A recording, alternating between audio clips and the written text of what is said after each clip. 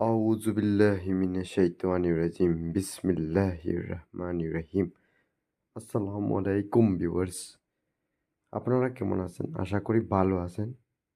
আজকে আমরা জানব যে সকল স্থানে দোয়া কবুল হয়। তো শুরু করি। ১ নম্বর,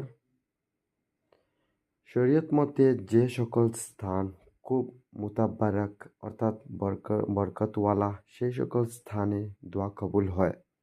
২ নম্বর, মসজিদে নববী নবী সাল্লাল্লাহু আলাইহি ওয়াসাল্লাম এর মসজিদে দোয়া কবুল হওয়ার উৎকৃষ্ট স্থান।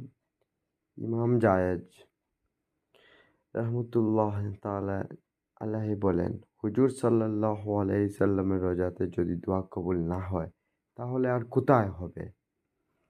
৩ নম্বর, মসজিদে হারামে।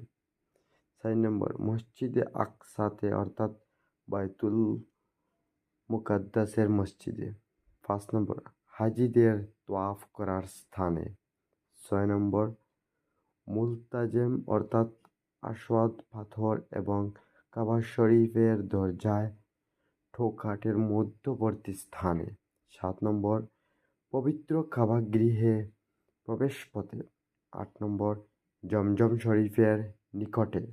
৯ নম্বর, সাফা ও মারওয়া পাহাড়ে। ১০ নম্বর, সাফা ও মারওয়ার মাঝে দৌড়াইবার রাস্তা। তো ভিউয়ার্স, আজকে আমরা জানলাম যে সকল স্থানে দোয়া কবুল বেশি হয়। থ্যাংক ইউ ভিউয়ার্স, আসসালামু আলাইকুম।